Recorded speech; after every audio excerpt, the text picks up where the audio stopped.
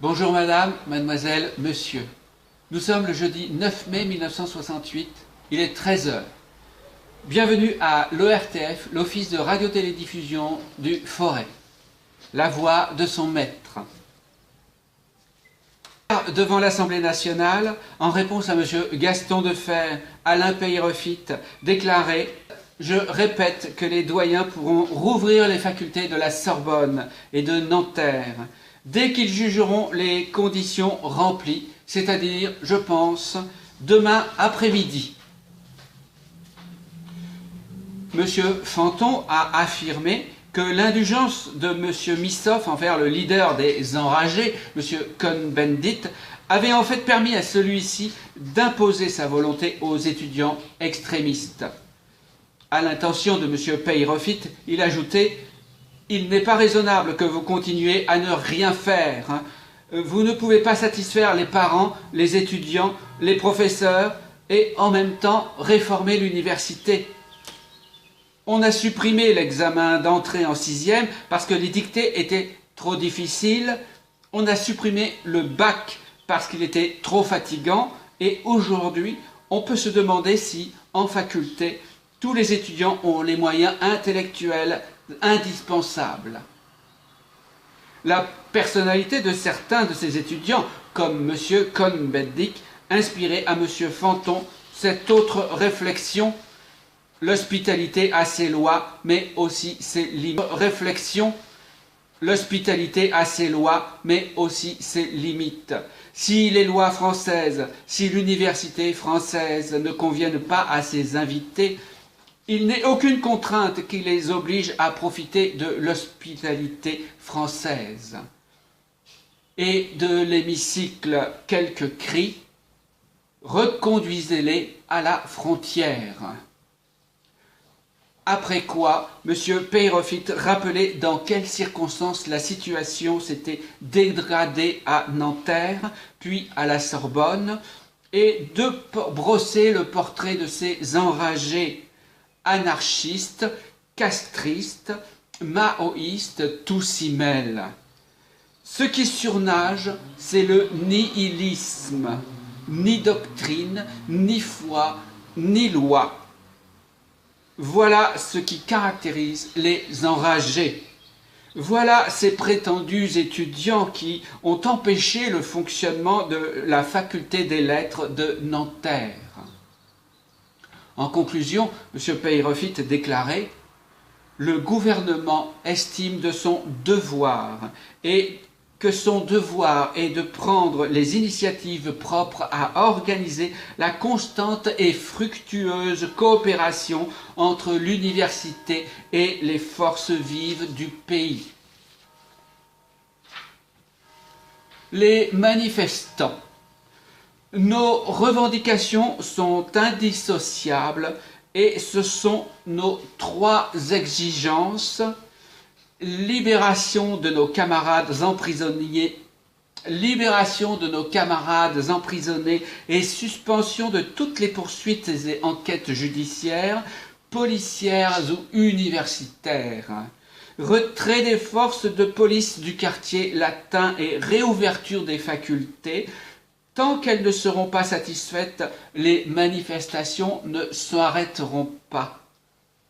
Au moment où il prononçait ces paroles, Jacques Sauvageot était entouré de 2 prix Nobel, Alfred Kastler et Jacques Monod. Après lui, Daniel Cohn-Bendit a pris la parole. Il a déclaré notamment « Le mouvement du 22 mars a décidé de ne pas mener la lutte contre la répression policière seulement dans le quartier latin, mais dans tout Paris. Le mouvement du 22 mars prend ses responsabilités.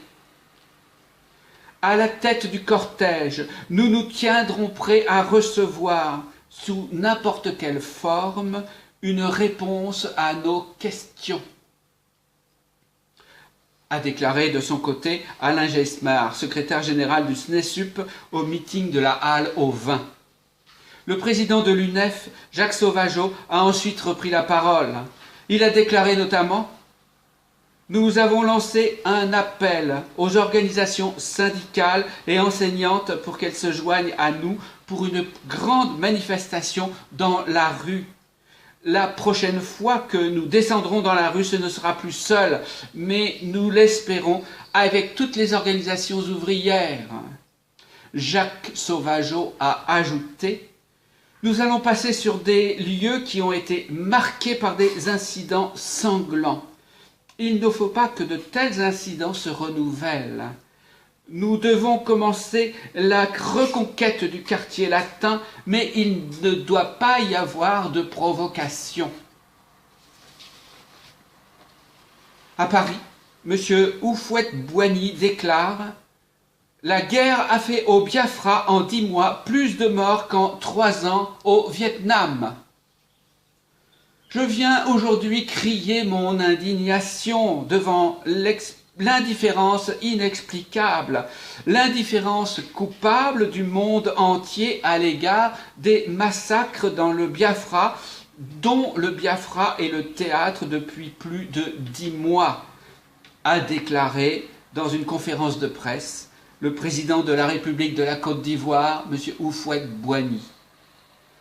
Je rejoins mon pays angoissé, indigné, bouleversé, révolté par la prolongation de cette guerre atroce.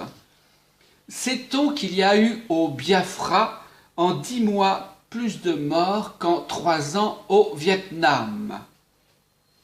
Il faut donc, a ajouté M. Houphouët-Boigny, ramener le problème entre la Fédération du Nigeria et le Biafra à son vrai et seul aspect, l'aspect humain, et lui trouver une solution humaine.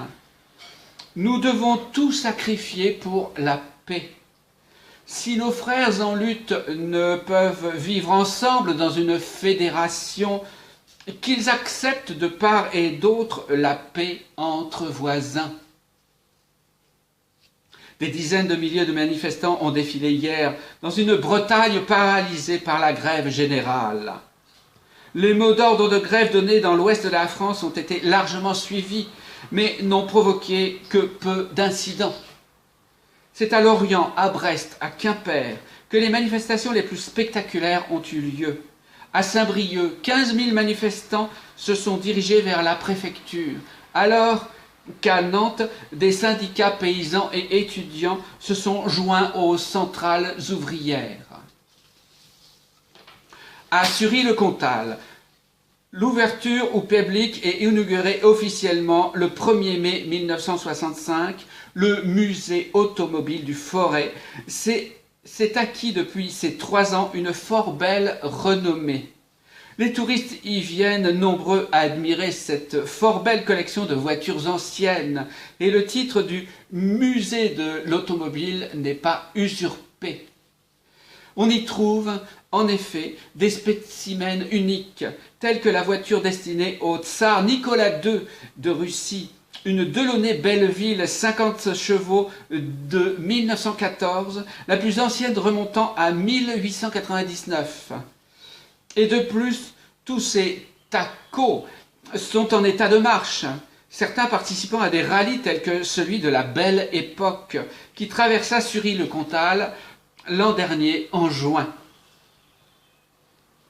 Avec Durkovic, Saint-Étienne sera au complet à Colombes. Le match Saint-Étienne-Bordeaux sera entièrement télévisé. Le coup d'envoi de la finale sera donné à 15 h. Le stade Geoffroy-Guichard aura sa gare. Ainsi que nous l'avons déjà signalé, les travaux filent bon train au stade Geoffroy-Guichard. Les perspectives d'avenir ne s'arrêtent d'ailleurs pas aux installations des nouvelles tribunes. Le président Rocher pouvait en effet nous annoncer que le stade serait desservi par une gare SNCF, à laquelle auraient accès les autorails les jours de match. Voilà qui constituera un avantage appréciable pour nos nombreux et fidèles clients venus de l'extérieur, notamment de la plaine du Forêt, de la Haute-Loire, du Rhône, nous dit M. Rocher. Avec des installations nettement plus confortables, il sera ainsi fait un grand pas pour donner le maximum de satisfaction aux supporters. Cette gare sera installée à 200 mètres sur la voie annexe, passant près du stade et reliant le Marais. Ce sera, à notre connaissance, le premier stade de France possédant une gare spéciale. Bon appétit!